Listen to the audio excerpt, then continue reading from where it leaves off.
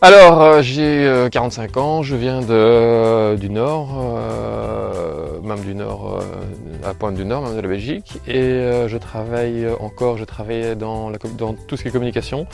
Donc je travaille pour des labels de musique et en activité secondaire qui devient une activité principale, je suis apiculteur. Ça fait une douzaine d'années que je pratique l'apiculture. J'avais 150 ruches en Belgique.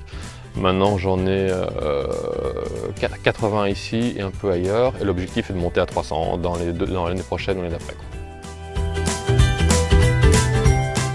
Oui, tout à fait, j'ai fait 2 ans de formation. J'ai toujours voulu trouver un métier proche de la nature. J'ai toujours voulu travailler avec des animaux, mais j'ai jamais voulu les tuer. Donc, c'est le seul métier où on peut travailler avec des animaux, où on n'est pas obligé à la fin de les tuer. Et voilà, l'apiculture a une bonne image, j'aime bien le miel. On importe 85% du miel en France, donc voilà, il y a vraiment des débouchés, quoi. On a les ruches, on récolte le miel, il n'y a pas de transformation dans le miel, donc c'est vraiment directement de la ruche au pot, donc il n'y a pas de transformation. Les seuls produits qu'on fait transformer, c'est bien sûr le savon, le vinaigre, bonbons et compagnie. Et oui, on vend ici au domicile, on est présent sur les marchés aussi, et surtout on développe beaucoup Internet, la vente sur Internet. Ouais. Oui, on est ici avec ma femme et mes 3 enfants, tout à fait. Et je travaille avec ma femme et les enfants nous donnent un coup de pouce. C'est pas un objectif en soi, non, j'en sais rien. Je sais pas. Après l'apiculture, c'est un métier qu'on peut pratiquer vraiment, on peut aller jusqu'à 80 ans, il n'y a pas de problème, donc ça va, j'ai encore le temps, quoi. Alors j'ai aucune journée type justement, dans le sens où ça change vraiment en fonction des saisons. Donc de début mars à mi-juillet, fin juillet, c'est vraiment excessivement intense. Et après ça se calme un peu plus. Il y a des grosses récoltes, c'est le tournesol, le châtaignier, l'acacia. Ça c'est vraiment de grosses récoltes. Et après on fait bien sûr des coups de fleurs aussi. Ça dépend des saisons, ça dépend des années. Il n'y a jamais une journée identique et jamais une année identique. Donc ça, je n'ai pas de journée type. Là il fait très chaud aujourd'hui, je vais pas aller ce matin. Voir les abeilles, j'irai ce soir. Demain il y a l'orage, je vais rien faire. Donc ça change vraiment tout le temps. La seule chose c'est que on travaille en fonction des floraisons. Et la floraison, par exemple, j'invente du châtaignier, peut être cette année-ci à X moment, mais l'année prochaine, un mois avant, un mois après. Donc ça change vraiment chaque année, quoi. Alors, qu'est-ce qui me plaît le plus, c'est bien sûr d'être en contact avec la nature, de travailler en fonction des saisons, en fonction de la météo, d'avoir justement aucune journée identique, d'avoir vraiment un produit naturel, donc de la ruche au pot, ce que je disais, aucune transformation. Qu'est-ce que je trouve le plus dur physiquement à certains moments, donc vous voyez, il y a à chaque fois les ruches et au-dessus il y a ce qu'on appelle les hausses, c'est cette partie-là qu'on récolte, et là qu'on peut voir il y en a 2, 3, 4, et physiquement c'est très lourd. Donc voilà, c'est le côté un peu plus dur, mais voilà, c'est pas... Il y a plus dur comme métier. Aucun problème, je ne fais pas de transhumance, c'est-à-dire que je n'emmène pas les ruches d'un point A à un point B. Donc toutes mes ruches sont dans des ruchers fixes, donc je ne fais pas ce qu'on appelle le transhumance. Donc je suis là le soir, en fin de journée, et j'arrange mes horaires avec les enfants et tout. Donc non, il y a vraiment, de ce côté-là, il n'y a pas de problème à point de vue familial, quoi. Et les enfants me donnent un petit coup de pouce pour l'extraction, pour certaines choses. Mon fils vient avec moi dans les ruches et tout. Donc non, vie famille, elle est bien conciliée. C'est moins marrant, évidemment, avec les marchés, mais on n'en fait que 1 ou 2 par semaine. Donc c'est pas une matinée ou 2 par semaine, donc c'est pas très compliqué.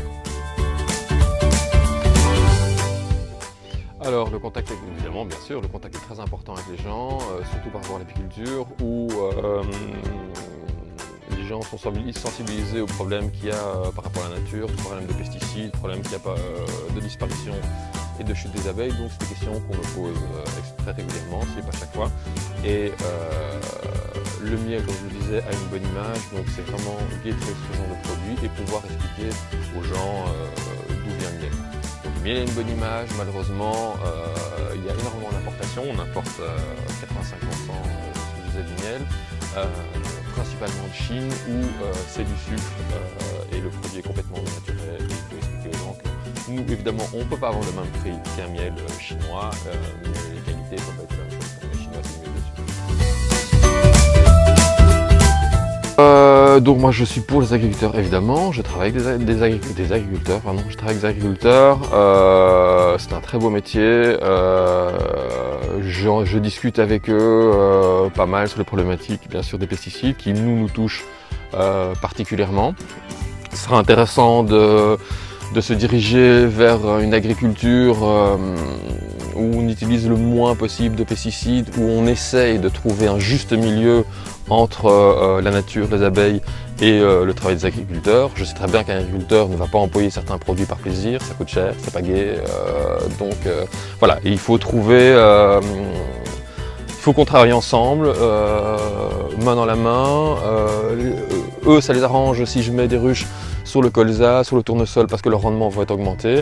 Moi ça m'arrange parce que c'est bien sûr des grandes cultures.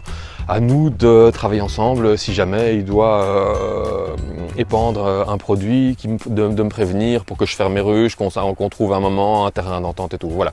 L'objectif est vraiment de travailler ensemble.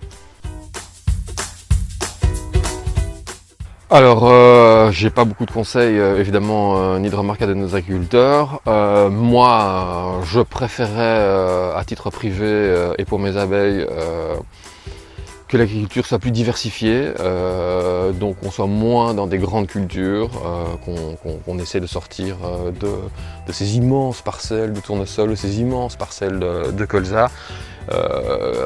Qu'on essaye de remettre des haies dans les champs, qu'on essaye de refaire certaines plantations qui permettent aux abeilles justement d'avoir tout le temps des miels. Le problème de l'agriculture à grande échelle, c'est qu'il y a vraiment des trous à certains moments où comme il n'y a plus de haies, comme les gens coupent l'herbe tôt, donc il n'y a plus de trèfle, des choses comme ça et tout. C'est pas que les agriculteurs, bien sûr c'est les particuliers. Voilà, il y a ce qu'on appelle les trous de mielés qui sont compliqués à gérer dans certaines parties et c'est justement notre objectif ici, où on a un très grand terrain, une grande parcelle, c'est de planter des arbres et des essences qui permettent d'avoir ces rotations de mêlées, quoi.